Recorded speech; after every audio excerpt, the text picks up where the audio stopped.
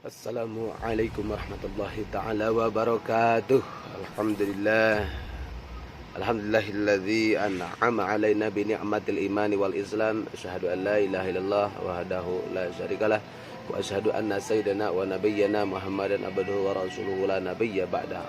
Allahumma shalli wa sallim ala sayyidina Muhammadin wa ala ali sayyidina Muhammad, amma ba'du. Faqala Allah ta'ala fi ayatil Qur'anil Karim wa huwa asdaqul qailin. A'udzu billahil alimi minas syaitanir rajim. Bismillahirrahmanirrahim. Wa'bud rabbaka hatta ya'tiyakal yaqin.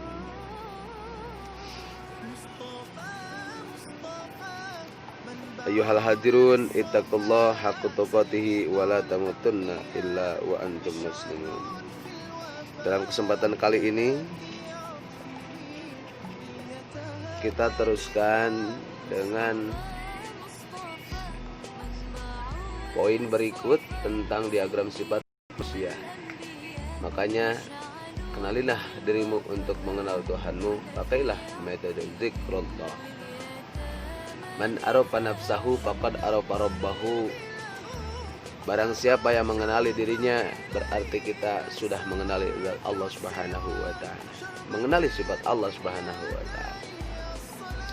Kemarin sudah kita bahas tentang latifatul nafsi, latifatul qalb, dan nafsu mutmainnah. Sekarang kita menginjak ke poin berikutnya, yaitu adalah latifatul qalbi, ya.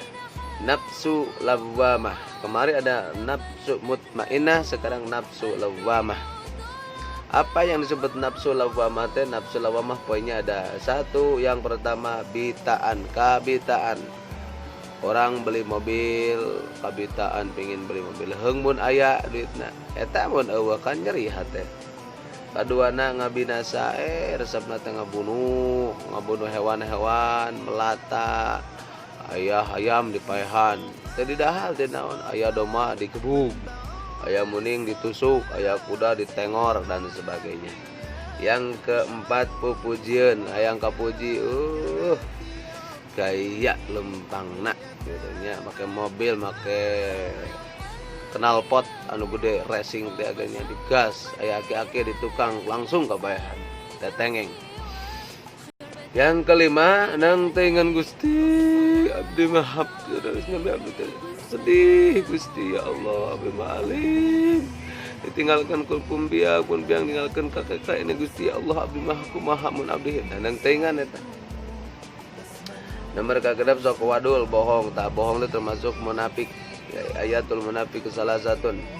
Yang pertama ayat munafik teh nyata ciri munafik teh nyata sok bohong, lamun janji sok ingkar janji, lamun diamanatan tidak terpercaya. Tilu. Ketujuh, la labora karena kewajiban. Tenang we, salat mah esuk gaya deui. Esuk gaya deui haji mah esuk gaya deui, zakat mah esuk deui aya deui, dan sebagainya. La labora. La labodeh. Tidak konsisten, tidak istiqamah, tidak memperhatikan aturan. Yang kedelapan, poyokan. Eta lempang nyekot egang gitu jika nu burut maneh. Eta lempang maneh kot deng deketnya kuna maneh teu berat sabelah hirup teh, tah seperti poyokan. Nomor ke-8, henteu syukuran, tidak bersyukur. Diperintahkan tadi, barang siapa yang bersyukur kepada Allah, Allah akan menambahkan rezekinya atau nikmatnya. Barang siapa tidak bersyukur, adab yang sangat pedih yang kita akan merasakan. Seterusnya ada yang disebut latifatul akhfa. Ada nafsu mardiyah. Nafsu mardiyah, kita memiliki ilmu yakin, ainul yakin, dan hakul yakin. Nah, ilmu mardiyah aya dina tengah-tengah antara sebelah kiri dan sebelah kanan di dia. Ya, latifatul mardiyah itu nyata nafsu mardiyah, ilmu yakin. Ilmu pengetahuan yakin yang yakin. Jadi yakin itu yakin layak bisa. Yakin itu berarti tidak mangmang, tidak ragu lagi. Ainul yakin tingkatan di atas manusia biasa. Hakul yakin tingkatan para nabi. Sudah hakul yakin, sudah yakinnya tidak terprovokasi apapun, pokoknya fokus udah ya hakul yakin, ilmu yakin, ainul yakin, hakul yakin. Kita tidak bisa ainul yakin ketika tidak punya ilmu. Makanya wa'bud rabbaka hatta ya'tiyakal yaqin. Beribadah kepada Allah sehingga yakin rezeki kita anu ngatur, yakin napas diberi ke Allah, yakin mata terjeng penglihatan Allah masihan ke orang sadayana, yakin anu masihan gerak yaitu Allah, yakin anu masihan cariosan tanu biasa orang ngomong kadang ke batur Allah, yakin anu ngadamel langit yang bumi teh yaitu Allah. Qul marabbus samawati wal ardh, ceritakan Muhammad bahwa yang menciptakan langit dan bumi adalah Allah Subhanahu wa taala. Allah anu sahiji, qul huwallahu ahad. Qul ceritakan Muhammad Allah ahadus sahiji, sifatnya sahiji, zatnya sahiji dina pada malana zatna hiji, Allah ta'afalna satu ya. Sifatnya Allah ada 20, mohal satu.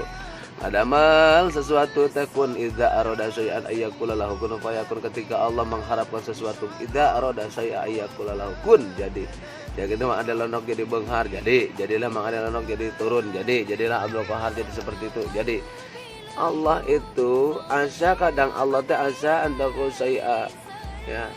Kadang yang anda ceritakan asa antuhibbu syai'an fa huwa syarrun lakum wa asa antuhibbu syai'an fa huwa syarrun lakum. Kadang yang dicintai oleh manusia menurut Allah tidak suka itu jelek.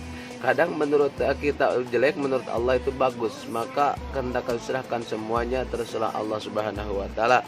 Yang diperintahkan oleh Allah kepada kita adalah berusaha, berzikari, jadilah diri sendiri, memotivasi, inovasi, berkarya, terus kita berusaha semaksimal mungkin. Karena kalau kita bekerja tanpa berusaha adalah kafir jabariyah. Diem yang bakso teh cicing. Da Allah mau dagang bakso. Teman yang bakso berarti nyen bakso. Nya lamun hayang pare da teu boga duit atau orang teu bisa neangan duitna, duitna kudu teangan tuh bagaimana melalui ekonomi bisnis ya, melalui jualan digital, jualan internet seperti banyak itu yang harus kita lakukan untuk menghasilkan uang. Uang belikan karena beas bisa dimasak, masak bisa makan. Dan kita bisa hidup karena manusia ada bermateri. Manusia itu bukan in materi. Kalau manusia adalah bermateri, kalau malaikat in materi. Kalau malaikat adalah tidak mau makan, tidur, tidak ada syahwat. Kalau manusia punya syahwat, pengen tidur, pengen jalan-jalan dan sebagainya. Sifat manusia itu bedanya malaikat aja manusia. Karena diperintahkan ya ayyuhan nasu ubudu rabbakumul ladzi khalaqakum wal ladzina min qablikum la'allakum tattaqun. Jadi diperintahkan manusia untuk beribadah. Ibadah ada yang langsung, ibadah yang tidak langsung. Hadirin yang berbahagia tadi, ilmu yakin. Karena kembali kepada ilmu yakin, yakin kita bahwa yang menciptakan langit dan bumi, yakin Allah atau masih rezeki ke orang sadayana. Terus dari ada latifatul qalab. Latifatul qalab itu yaitu cai bodas, angin, koneng. Ingat ya, sifat angin adalah kuning, sana adalah berem. Makanya ketika marah orang suka merah. Tanah yaitu hidung. Nafsu radiyah adalah hade budi. Nafsu radiyah ya, yang pertama hade budi, ya Allah budi pekerti ahlakul karimah. Ahlak fauqa, ahlak itu fauqal ilmi, jadi ahlak itu adalah di atas ilmu. Yang kedua tinggal sadaya perkara salian. Tadi pertama hade budi, kasa sama ya, punya ahlak, punya etika. Yang kedua tinggal sadaya perkara salian di Allah. Tidak ada dambalan Allah salianti Allah. Allah anu gaduhan langit, Allah anu gaduhan bumi, Allah anu gaduhan angin sana fasilitas alam semesta. Da lamun tos teu resepkeun Allah ka urang manusia. Allah geus bosan ningali ka urang bakal dihancurkeun alam semesta. Matahariana Allah, bulan anu Allah, cahaya anu Allah, bintang gemerlapan anu Allah, awan anu Allah, gunung-gunung berpayungkan awan. Hamparan padi seperti permadani, deburan ombak mengoyak kehidupan pergantian siang dan malam itu an Allah Subhanahu wa taala. Anu berkatilu nafsu radiyah itu adalah walas asih ka makhluk nyahan. Ningali anu barapean dipasihan, ningali makhluk-makhluk tanpa daksa tadi tulungan. Ke aya makhluk alam semesta anu terlewatkeun ditolong ke orang ini. Nya beunghar bager kaset deui, hirup bodas ikaresepeun. Lain sabalikna hirup hidung pedit reket jengkol jajahan anu gede amek. Nah eta mah goreng dan goreng adan, dan goreng dandanan, din ada goreng agama, dut goreng hitut dan sebagainya. Eta mah teu welas asih ka makhlukna. Tah nafsu radiyah mah welas asih ka makhlukna dan alus dandana din alus agama dun duniana alus hebat pokona mah. Nomor kaopat daek mawahade. Nah, wal takum minkum munkaron fal yughayyiru. Tah. Jadi artinya man ra'a minkum munkaron fal yughayyiru. Jadi ketika melihat kemungkaran dicegah dengan bicara, dengan perilaku, dengan hati. Ya, ngajak karena yuk kita sholat, yuk kita zakat, yuk kita haji, yuk kita bersedekah, yuk kita bersosialisasi, diajak gitu kan. Yang daek mawa hade membawa minimal untuk ku anfusakum wa ahlikum nar, minimal ke urang ya, minimal ke urang keluarga urang, keluarga teh keluarga sakasur berarti istri, berarti istrinya, keluarga sadapur berarti mertua, keluarga sa gubernur berarti ya masyarakat, keluarga salembur sa RT contohnya, sa desa, keluarga sa jawat bersepekerjaan, keluarga sa sumur berarti keluarga deket pisan teh keluarga besarnya. Makanya ku anfusakum wa ahlikum nar, jaga keluarga dari api neraka. Memeh ngajaga batur jagalah diri urang, sing kuat diri urang, sing yakin ka Allah Subhanahu wa taala. Nomor mau bersedekah boleh, sedekah ketika miskin, sedekah ketika naik COVID-19 ya, sedekah ketika orang lapang, ketika sempit terus bersedekah menolong orang lain. Yang keempat daek mawahada, yang kelima daek ngahampura. Wa may yaghfiru dzunuba illallah wa lam yusirru ala ma fa'alu wa hum ya'lamun. Maafkan Allah Al-Ghafur walaupun dunubi kal bahri seperti kan ya. Mislu kal bahri. Ya walaupun dosa seperti kan budah lautan, Allah Maha Pemaaf. Nah, orang lain memaafkan kita, orang lain minta maaf kepada kita dikasih maaf. Itu memiliki orang nafsu radiyah hadirin sekalian. Daek mawahade, daek ngahampura, maaf dimaafkan, maafkan ya dimaafkan. Yang keenam nyaah kasa sama-sama, nyaah kasa sama kasahana penyaah kasa luhur dan hormat. Setara orang sadena saling menghargai, itu saling memojokkan, itu saling menjatuhkan, itu saling menjelekkan di hadapan orang lain apalagi diri sendirinya. Nyaah kasa sama, saling mendukung, saling memotivasi, saling berinovasi dan saling bersaing secara sehat. Yang ketujuh temenan rasa rumasa, berteman datang silaturahmi, aya nu nyanak sampe, anu nyanak opak, aya anu nyanak spaghetti, fried chicken, Kentucky, balado, datang dibalikeun nah hade kitu akhirnya dibalikeun deui. Gitu kan. Rasa rumasa orang tanya, orang teh bager anu goreng anu teu bager oge ka urang kudu bager. Rasul mah alam kawan menjadi alawan menjadi kawan, alam kawan jadi kawan lagi. Ya. Kalau kitanya beda, alam lawan menjadi kawan. Itu Rasul. Kalau kita mah alam kawan menjadi lawan. Rasul mah alam lawan menjadi kawan. Santai aja bersosialisasi. Rasul, ingat Rasul itu dia lahir di daerah yang sangat tandus dan gersang, dan di daerah itulah ada orang-orang yang menyembah berhala, beraneka ragam keyakinannya, ada menyembah berhala, Kristen, Buddha, Katolik. Tapi Rasul bisa hidup selama 7 tahun ya, menyebarkan agama, dakwah, sir, jahar dan seterusnya. Akhirnya 23 atau 40 hari Rasul baginda Nabi besar Muhammad SAW menyebar agama Islam dari pelosok dunia sampai ke Nusantara.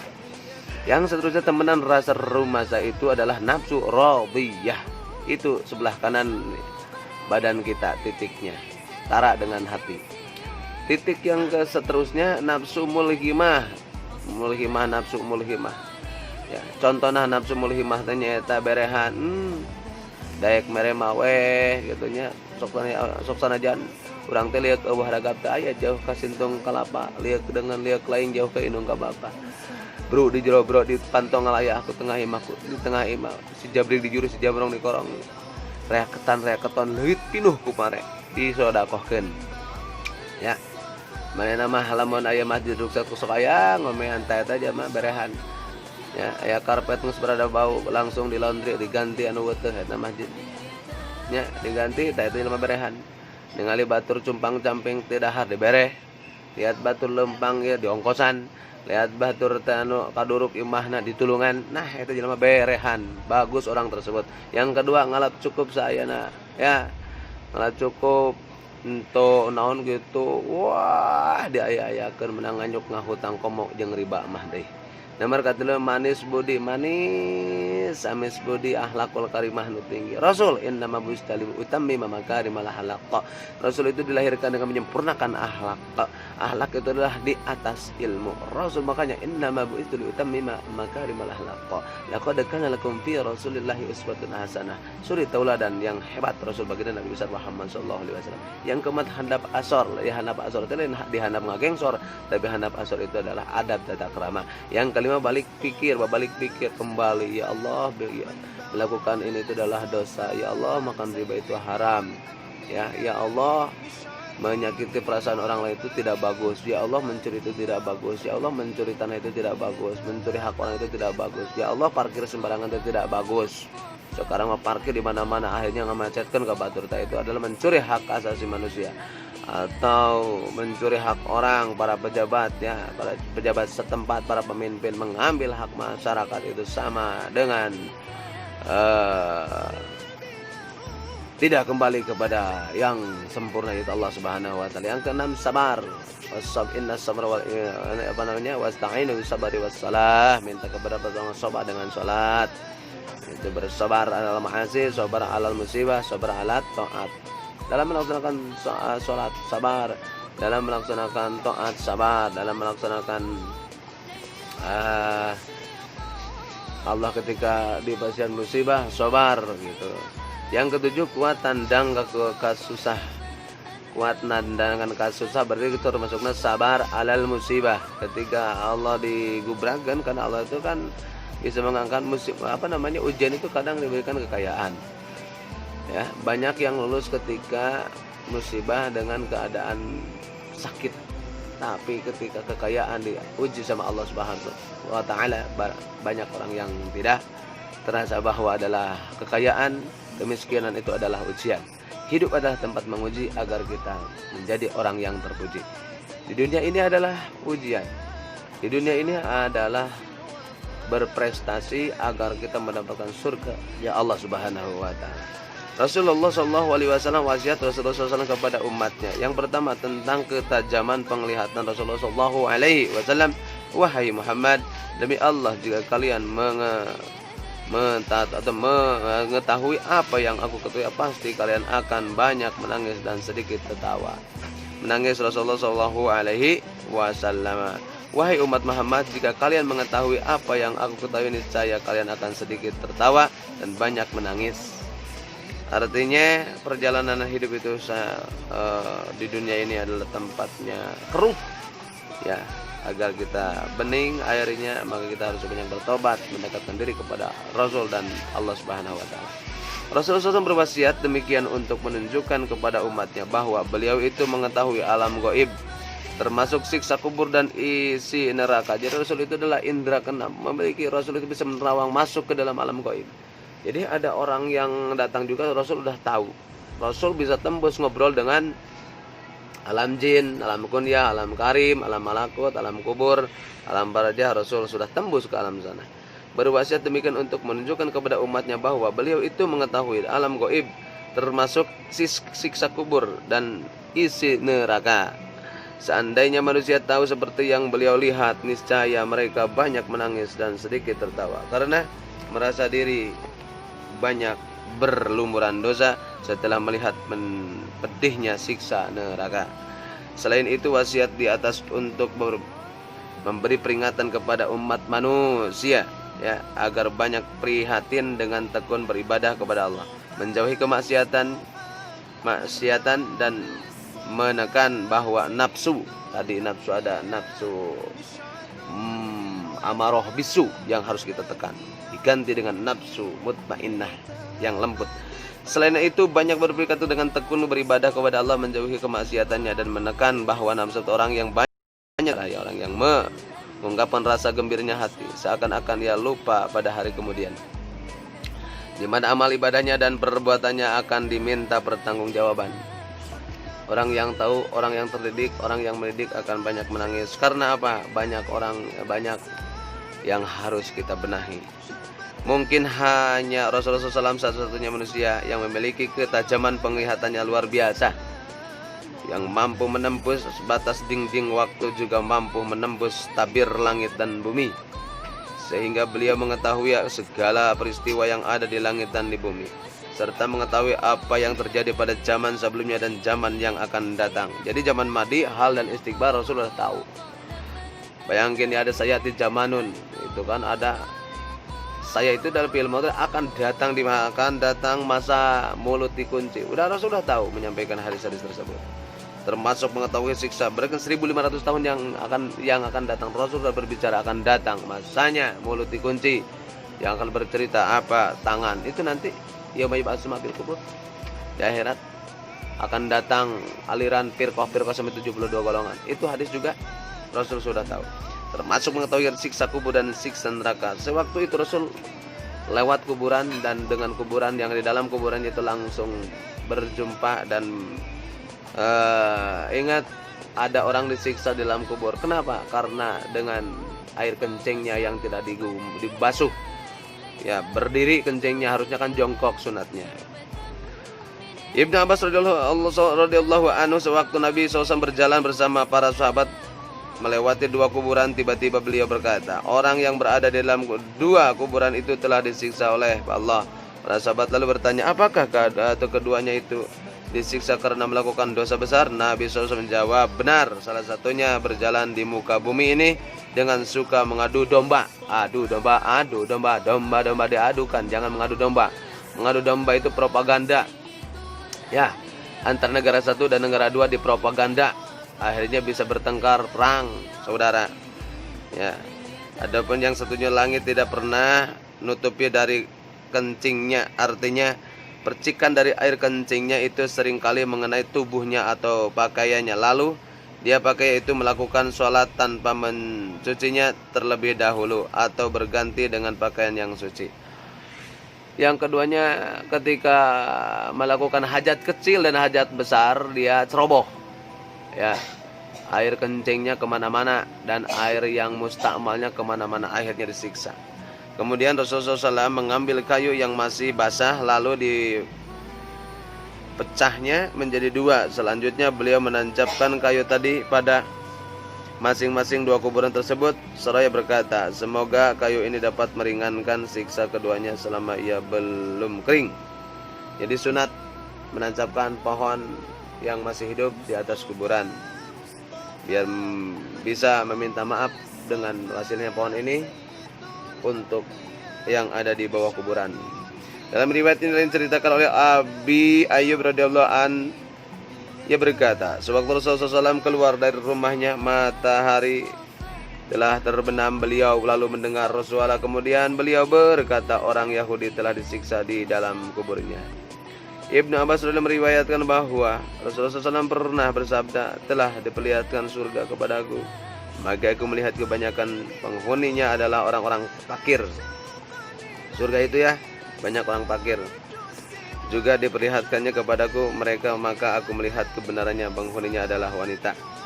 Neraka banyaknya wanita. Banyak wanita sekarang yang materialistis, ada uang abang sayang, tidak ada uang abang ditendang. Muslim meriwayatkan dari Anas radhiyallahu anhu bahwa Rasulullah SAW bersabda, aku tidak pernah mengalami hari sebahagia hari ini. Tentang baik dan buruknya telah datang, telah diperlihatkan kepadaku surga dan neraka, maka aku melihatnya gambaran keduanya di balik dinding ini. Jadi balik dinding ini adalah di sini adalah yang keenam, balik dinding ini.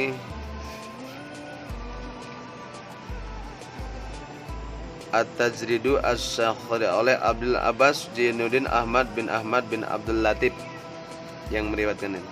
Masih banyak lagi hadis yang menceritakan kemampuan Rasulullah SAW dapat mengetahui siksa kubur dan alam gaib yang tidak dapat dianalisis secara ilmiah, karena ini rupanya bagian dari kelebihan beliau. Selain itu beliau juga dapat melihat seseorang dari balik punggungnya. Jadi Rasul bisa melihat dari belakang punggungnya. Jadi seperti Sarakoh yang ingin membunuh Rasulullah SAW yang dibeli oleh orang kafir, ketika ingin membunuh akan diberikan onta 50 onta merah. Rasul itu lagi berjalan di belakangnya, bahkan langsung pas semeter kemudian, 1 meter lagi ingin membunuh, kuda Sarakoh itu langsung terjatuh dan tersungkur. Akhirnya dia masuk Islam.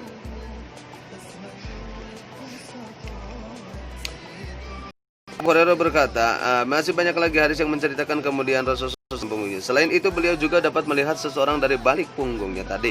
Abu Hurairah berkata, Abu Hurairah itu adalah Bapak Hurairah yang memiliki kucing. Rasulullah pernah bersabda, kalian mengetahui apa yang ada di depanku? Ini demi Allah tidak ada kesamaran bagiku. Mengetahui kekusukan kalian adalah ruku kalian. Sesungguhnya aku mengetahui kalian dari arah punggungku. Masya Allah. Bulughul Maram. Diceritakan dari kitab Bulughul Maram oleh Al-Hafidz bin Hajar Al-Asqalani. Ya, Bulughul Maram. Anas bin Malik radhiyallahu an meriwayatkan, ketika iqamah untuk salat berjamaah telah dikumandangkan, maka Rasulullah SAW menghadap kepada kami dengan wajahnya sambil berkata, berdirilah pada saf kalian dan rapatkan barisan kalian. Sesungguhnya aku mengetahui kalian dari belakang punggungku. Jadi Rasul tidak pernah balik kanan. Jadi kelihatan Rasul itu. 8. Oleh Hamzah Muhammad Sahil Azaz Washayur Rasul. Anas bin Malik radhiyallahu anhu meriwayatkan ketika iqamah untuk saat berjamaah, kemudian maka Rasulullah menghadap kepada kami dengan wajahnya sambil berkata, berdirilah pada saf kalian, rapatkan barisan kalian. Sesungguhnya aku mengetahui kalian dari belakang punggung. Hadis di atas menjelaskan meskipun Rasulullah SAW sedang menjadi imam sholat berjamaah, beliau dapat mengetahui mengenai kekhusyuannya dan cara ruku makmum yang ada di belakangnya. Rasul bisa mendeteksi.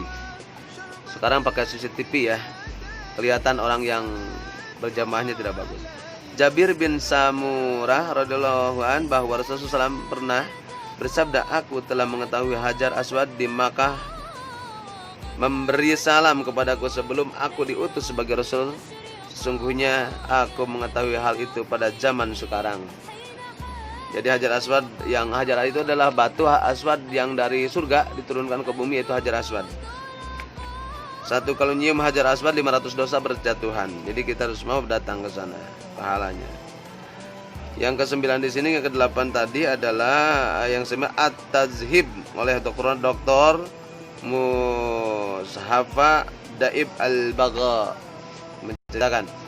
Hadis di atas menjelaskan meskipun Rasulullah sedang menjadi imam sholat berjamaah, beliau dapat mengetahui mengenai khusyuknya dalam acara untuk makmum. Jabir bin Sumar radhiyallahu anhu Rasulullah pernah bersabda, aku telah mengetahui Hajar Aswad. Keterangan hadis di atas membuktikan kalau Rasulullah SAW dapat mengetahui apa yang terjadi pada zaman sebelumnya. Jadi zaman Rasul, zaman Nabi Adam, zaman Idris, Nuh, Rasul sudah di replay seperti sudah tahu. Dapat mengetahui apa yang menjadi ya. Termasuk mengetahui Hajar Aswad yang pernah memberi salam kepada beliau jauh sebelum beliau diutus sebagai seorang Rasul. Rasulullah SAW termasuk orang yang mengetahui nasab dari para sahabatnya, meskipun sahabat itu hidup sebelum beliau lahir atau sahabat itu jarang bertemu dengan beliau. Masya Allah. Seperti kan ada seorang sahabat yang taat kepada orang tuanya, siapa? Yang terkenal di langit tapi tidak terkenal di bumi. Nah, ketika itu dia ingin bertemu dengan Rasul ke Madinah, tapi Rasul sudah tahu bahwa orang itu adalah ahli surga karena dia sangat takdim dan takrim kepada orang tuanya, seperti Kang Adelonok, nah sayang pada orang tuanya, maka diangkatkan oleh Allah di muka bumi ini. Namanya adalah Ummu Sulaim, kalau tidak salah ya, Ummu Sulaim. Dan ada lagi yang terkenal di bumi itu, lupa lagi ya, pokoknya ada seorang laki-laki yang terkenal di langit dan tidak terkenal di bumi. Dia adalah pencinta kepada orang tuanya. Sesungguhnya diriwayatkan oleh Anas bin Malik radhiyallahu anhu, ia berkata, ada seorang lelaki bertanya kepada beliau, ya Rasulullah, siapa bapakku? Beliau menjawab, bapakmu namanya Fulan bin Fulan. Rasul langsung bisa menjawab. Yang ke-10 di sini adalah Miftahul Khitabahul Wa'di oleh Muhammad Ahmad Al-Adawi.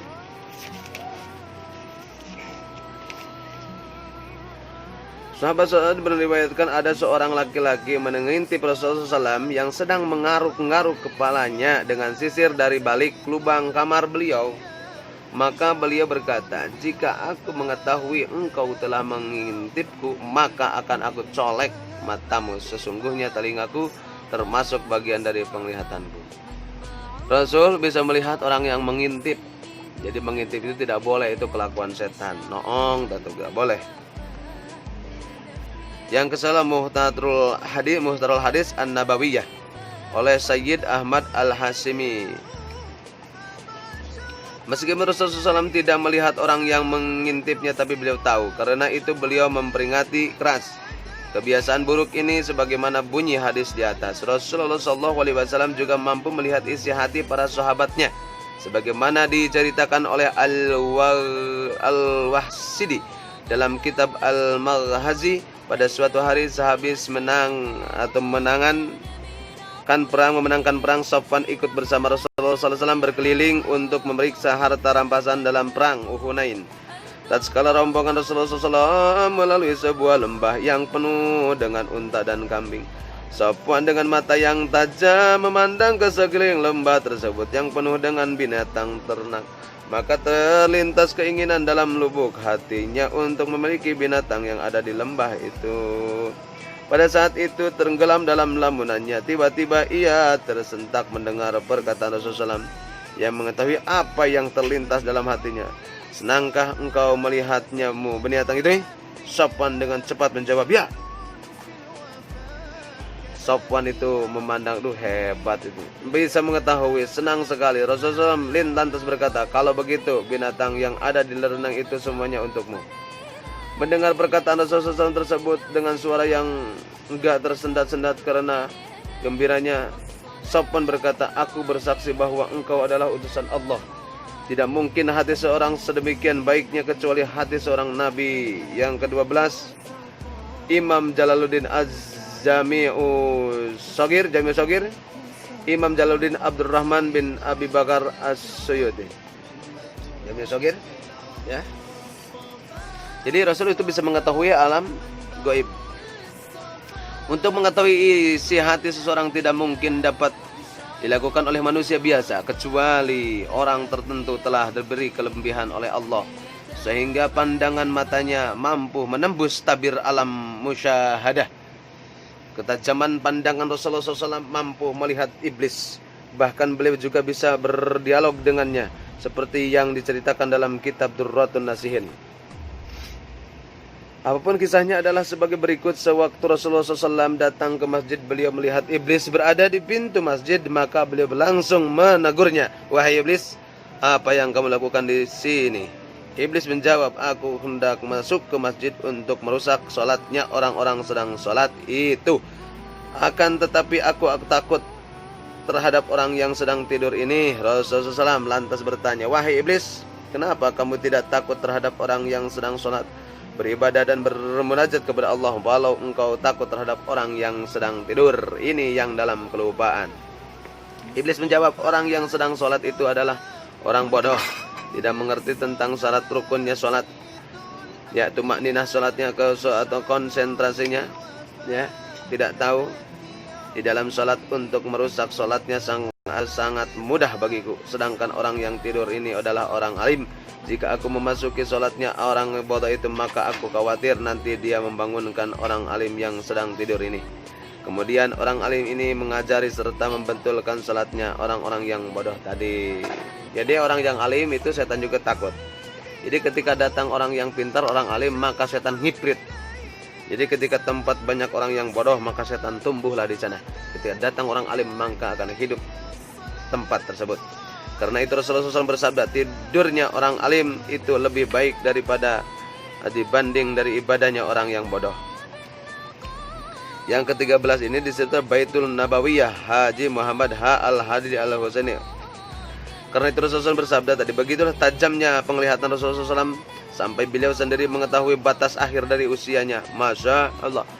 Jadi Rasul itu bisa melihat pandangan ke depan dan ke belakang, ke bawah dan ke atas. Bahkan Rasulullah SAW bisa mengetahui umur saya akan seperti ini. Masya Allah. Dan saya punya guru yang ada di Tasik, Masya Allah, Kiai Haji Sulah, Allahumma ya Allah, mudah-mudahan disihatkan. Bisa mengetahui hati saya. Ketika itu saya pengen ayam yang berkokok di depan rumahnya. Pas sejam kemudian ayam yang berkokok tadi sudah dipotong dan dimakan, di belakang sudah dipasak. Masya Allah, dari hati saya tidak bisa tembus. Itulah absor beliau yang sudah tembus ke alam syahadah. Ini beliau membagikan sewaktu melaksanakan haji wada. Beliau berkata di hadapan para sahabatnya, aku tidak tahu pasti, boleh jadi aku tidak akan bisa bertemu kalian lagi setelah tahun ini dengan keadaan yang seperti ini. Haji wada. Jadi ayah haji selamat datang, dan haji wada itu ada haji qudum, dan haji wada itu selamat tinggal. Makanya adalah pertemuan pasti ada perpisahan. Ketika masih bertemu, maka kita pergunakanlah pertemuan ini dengan penuh keindahan dan keridhaan. Karena perpisahan itu bertiba-tiba, mati itu adalah tiba-tiba. Besok ataupun lusa kita tidak tahu akan hidup kembali. Pada waktu melempar jumroh Aqabah, beliau juga bersabda, pelajarilah manusia kalian, manasik kalian dariku, karena boleh jadi aku tidak berhaji lagi sesudah tahun ini. Masya Allah, gemetar dan nangis hati kita ketika Rasul baginda Nabi Muhammad sudah berwasiat kepada kita, saudara. Karena ketika Rasul pupus dan wafat, maka orang-orang kafir akan tiba kembali, hidup kembali, mengolok-olok orang Islam seperti sekarang ini. 1500 tahun yang lalu, walaupun kita tidak bisa melihatnya, tapi mudah-mudahan di mimpi kita bisa bertemu dengan baginda Nabi besar Muhammad SAW. Allahumma sholli ala sayyidina Muhammadin. Maka kita mimpi dengan Rasul baginda itu jelas adanya. Mengetahui ajarannya semakin dekat, maka pada awal bulan Safar tahun 11 Hijriah, Rasulullah SAW pergi ke Uhud, lalu melakukan sholat gaib. Jadi di sana itu adalah perang Uhud. Perang Uhud itu banyak orang-orang yang mengingkar janji kepada baginda Nabi besar Muhammad SAW. Akhirnya banyak yang gugur musyahadah di sana karena tidak mendapati baginda Rasulullah SAW mengikuti instruksi baginda Nabi besar Muhammad SAW. Di sana banyak orang yang gugur dari umat baginda Nabi besar Muhammad SAW. 11 Hijriah Rasulullah SAW pergi ke Uhud, lalu melakukan sholat gaib. Alasan orang-orang yang mati syahid di sana. Allah magfirlahu ya Allah ya Rabbi. Laksan yang mudah-mudahan kita bisa bertemu di Gunung Uhud dan bisa ke Mekah al-Madinah, bisa bertemu dengan Hurain di sana. Ya Allah, pertemukanlah kami di Mekah al-Mukarramah dan Gunung Uhud di sana. Laksananya orang yang hendak berpisah dengan orang-orang yang mati. Rasulullah merasakan akan kembalinya kepada raganya diambil oleh Allah Subhanahu wa taala. Hidup dan orang-orang yang sudah meninggal, lalu beliau menjauh menuju mimbarnya berpidato, sesungguhnya aku lebih dahulu meninggalkan kalian. Aku menjadi saksi alasan kalian, dan demi Allah aku benar-benar akan melihat tempat kembaliku saat itu.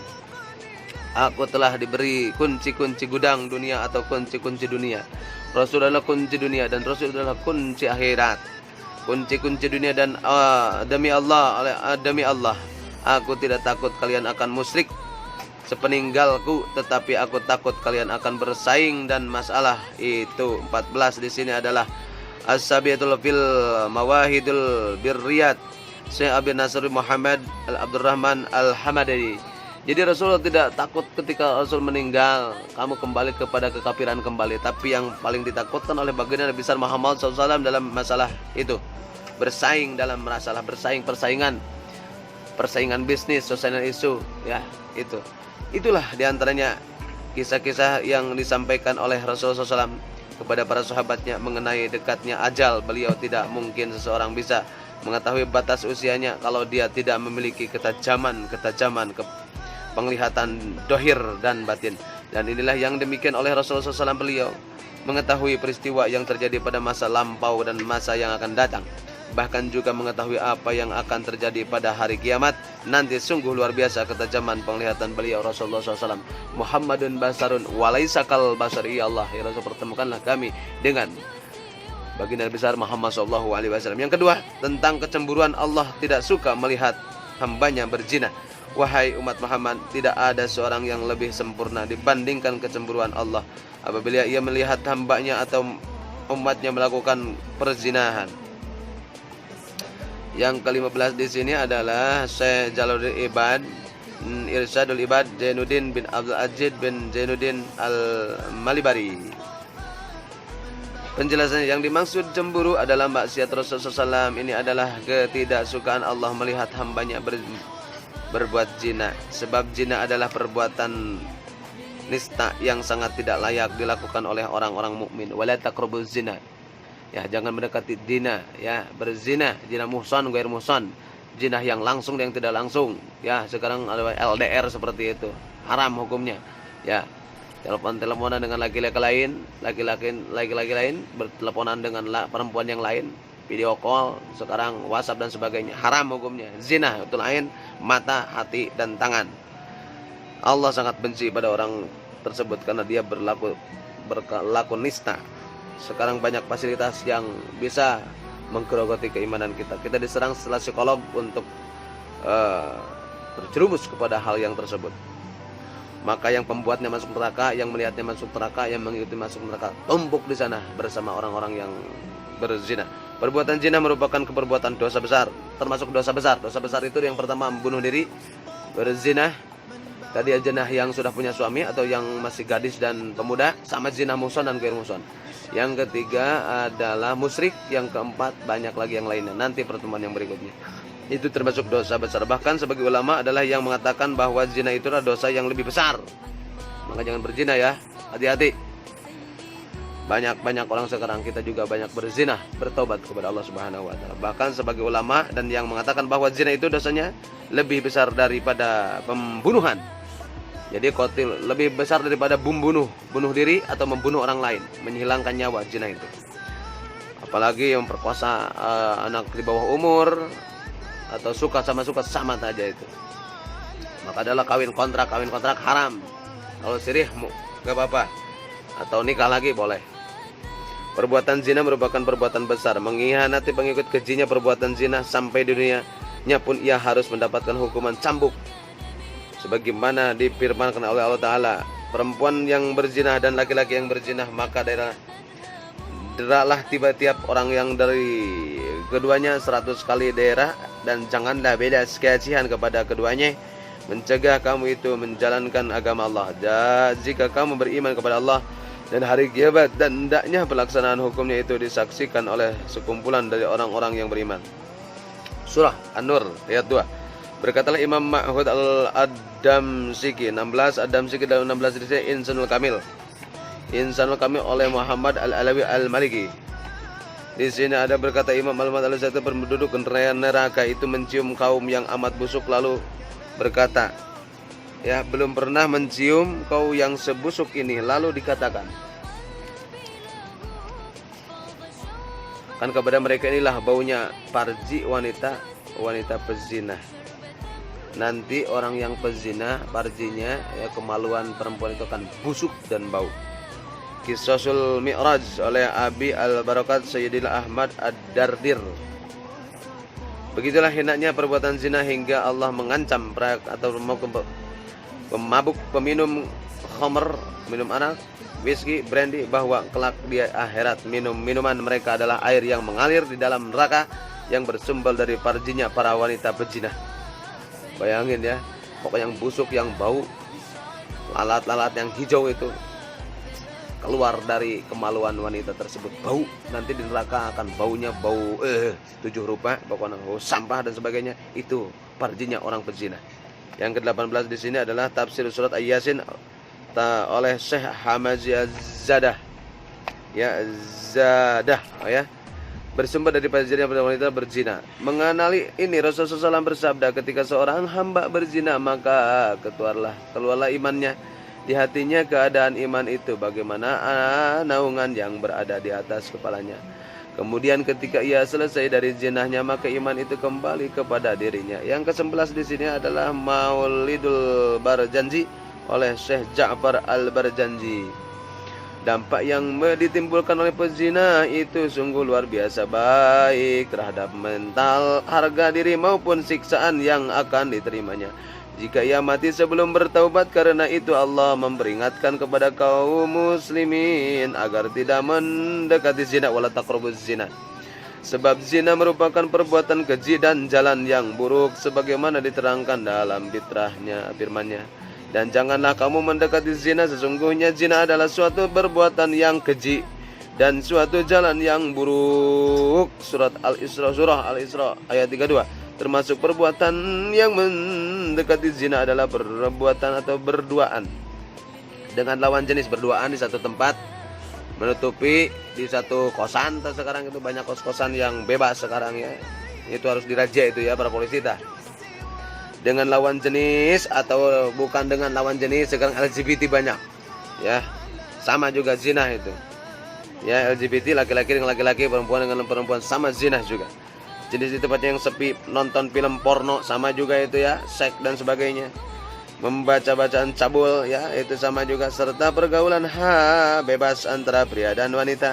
Jadi mendekati zina yang dimaksudnya ayat di atas bukanlah berdekatan secara fisik dengan tempat-tempat maksiat seperti tempat pelacuran, hiburan dalam dan memancarkan intinya segala sesuatu yang mempunyai kemungkinan besar menjerumuskan kelemahan perzinahan dimasukkan ke dalam mendekati zina itu.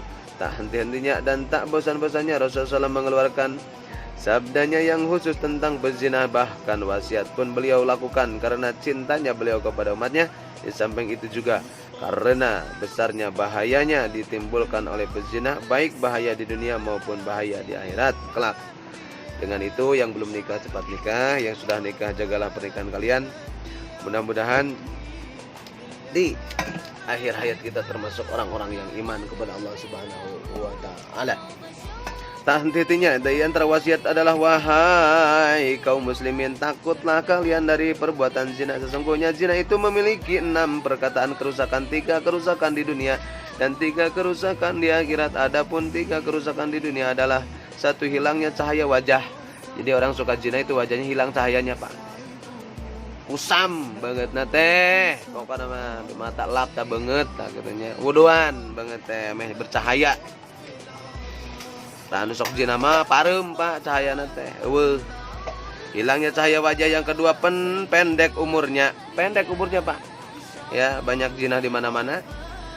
Langgeng pendeknya umur di sini itu, ke sini malu, ke situ malu. Akhirnya pemalu dia karena melakukan dosa.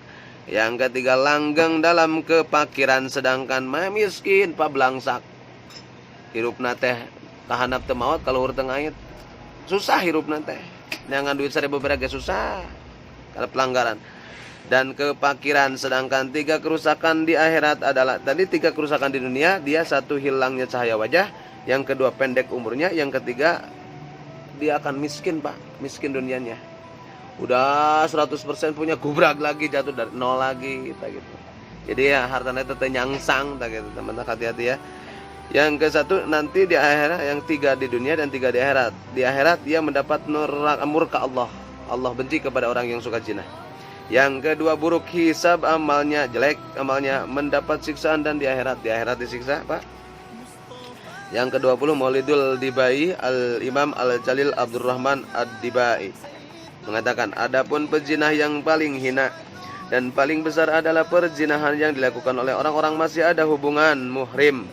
Bayangkan ade lancek tah, ade jeung lancek loba ayeuna, jeung mitoha aya. Mertua.